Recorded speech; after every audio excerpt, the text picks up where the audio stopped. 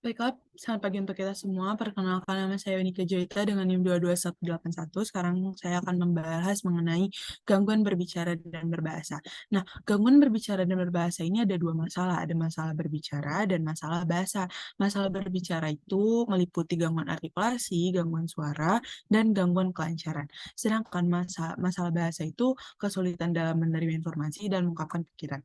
Yang pertama kita akan menjelaskan mengenai gangguan artikulasi. Gangguan artikulasi merupakan masalah dalam pengucapan bunyi dengan benar. Nah, artikulasi seorang anak pada usia 6 atau 7 tahun masih belum selalu bebas dari kesalahan, tetapi telah bagus pada usia 8 tahun. Masalah artikulasi biasanya dapat diperbaiki atau diselesaikan dengan terapi bicara, meskipun prosesnya mungkin memakan waktu berbulan-bulan atau bahkan bertahun-tahun. Lalu yang kedua ada gangguan suara. Gangguan suara ini tercermin dalam ucapan yang serak, kasar, terlalu keras, terlalu tinggi, atau terlalu rendah. Anak-anak dengan celah langit-langit sering mengalami gangguan suara yang membuat ucapan mereka sulit dimengerti.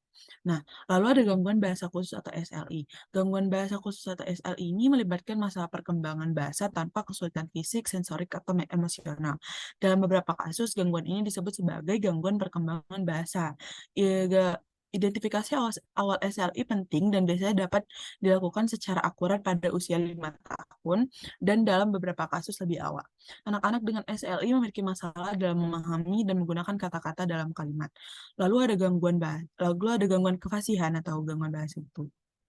Nah, gangguan ini tuh gangguan signifikan dalam bahasa reseptif atau ekspresif anak.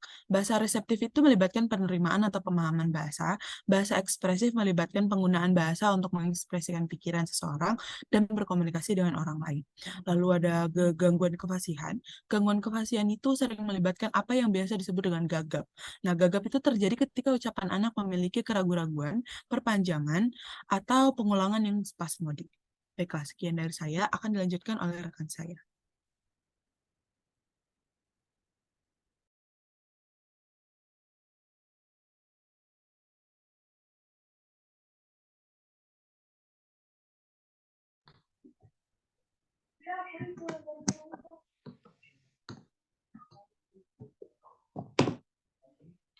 Baiklah, perkenalkan nama saya Ratu Syahan dengan NIM 22021. Sebelumnya, selamat pagi semua. Saya akan menjelaskan materi mengenai gangguan spektrum dan autisme. Apakah gangguan spektrum dan autisme itu? Ini memiliki definisi yaitu perkembangan pervasif yang memiliki karakteristik berupa kesulitan dalam komunikasi sosial dengan perilaku, minat serta aktivitas yang terbatas, dan pola yang repetitif. Di sini gangguan ini mencakup 3 hal yang telah saya bilang tadi, yaitu gangguan pada komunikasi, gangguan pada interaksi sosial, perilaku, aktivitas, ketertarikan tertentu yang tidak lazim. Yang kedua itu ada penyebab gangguan autisme. Gangguan ini penyebabnya belum pasti ya, sepenuhnya belum diketahui. Kenapa belum diketahui? Karena gangguan ini gangguan kombinasi dari faktor genetik dan faktor lingkungan. Nah, yang ketiga itu ada kondisi yang meningkatkan risiko terjadinya gangguan spektrum autisme. Yang pertama itu ada berat lahir yang sangat berat lahir yang sangat rendah, prematur yang sangat ekstrim, paparan asap rokok yang selama kehamilan, kehamilan dengan berbagai komplikasi seperti hipertensi dan diabetes. Terus di sini ditekankan bahwa gangguan ini itu bukan akibat dari pola asuh dari orang tua, itu sudah terkonfirmasi bahwa tidak ada sama sekali sangkut paut dengan pola asuh orang tua.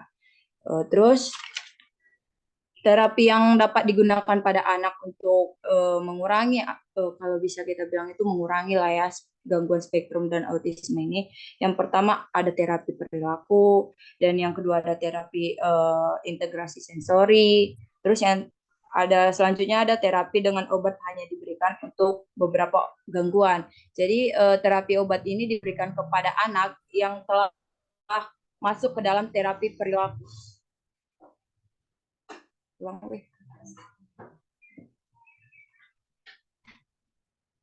Oke, ulang kan?